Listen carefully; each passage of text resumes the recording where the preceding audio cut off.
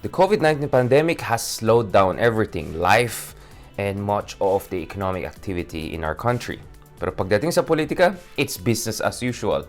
If anything, parang na-turbocharge pa ang politicking sa ating bansa. The latest plot twist, congressmen asking for the removal of term limit. Dahil according to one of them, the term limits actually causes political dynasty. A hypothesis that doesn't really sit well with either common sense or rigorous academic studies. Now, the initiative for charter change actually was put forward by a large number of mayors across the country. Ang gusto nila is removal of restrictions on foreign investments because para sa kanila, the 1987 Constitution is extremely prohibitive pagdating sa foreign direct investment provisions. So the League of the Municipality of the Philippines, together with the Department of Interior Local Government, they have been collaborating on this question, and actually a new resolution was passed by the mayors in the country, a large number of mayors in the country, to push for charter change. Ayon kay Speaker of the House, Alan Peter Cayetano, there's no doubt na kailangan talaga ng constitutional change, but it's a question also of timing. For instance, kaya ba natin to push for a plebiscite or referendum if ever we come up with a new constitution? Kasi kailangan i-approve ng majority ng mga Pilipino yan. But interestingly, Speaker of the House, Alan Peter Cayetano, whose siblings and wife are in different positions of government simultaneously. Ayon sa kanya, kailangan natin ng charter change, particularly in the question of term limits for our congressmen and other top officials. Ayon sa kanya, it's actually the term limits that contributes to the perpetuation of political dynasty. Quite a curious argument. So ayon sa kanya, the term in office is just too short for a congressman or a public official to really focus on getting governance going, to be effective in delivery of public services, and to think long-term. Now, there are a lot of problems with both the initiative for charter change and also the argument of Congressman and Speaker of the House, Alan Peter Cayetano. Now, factually speaking, in countries like the United States, in fact, the term of office for a congressman is only 2 years. It's even shorter than that in the Philippines. And by the way, even though there are term limits, actually a congressman or even a senator or even a mayor can run more than one term in office. And some would say, kung talagang effective ka, 3 to 5 or 6 years will be more than enough to lay down the foundation for long-term economic development.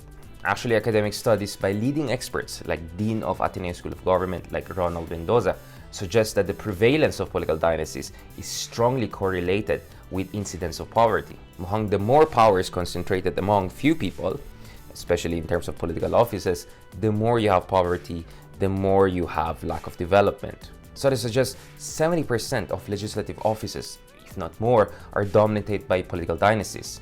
Now, kumpara mo ito dun sa ibang very unequal societies like Argentina, where the number is around 10%, or even a country like Mexico, where the number is around 40%. So the concentration of power in the Philippines is almost twice worse than even countries like Mexico. So surely, that's the oligarchy that we also have to talk about.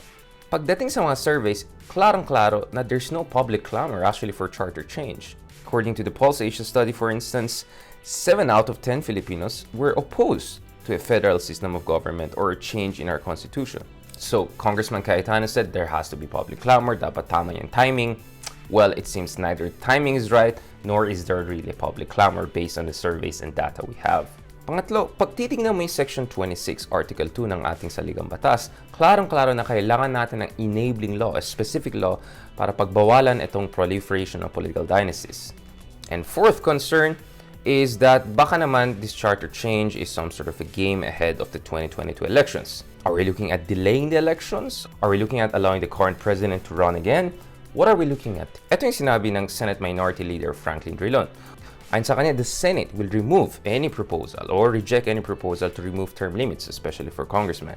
Former Budget Secretary and current Central Bank Governor Benjamin Jokno also made it clear that kung tutuloy tayo dun with the decision of the Supreme Court to give more tax share to mayors and local governments, baka ma-bankrupt yung economy natin and our budget deficit will double to almost 6% of our gross domestic product. So whether it's a question of removing of foreign restrictions, pwede naman amend yung existing constitution. Bakit palitan yan?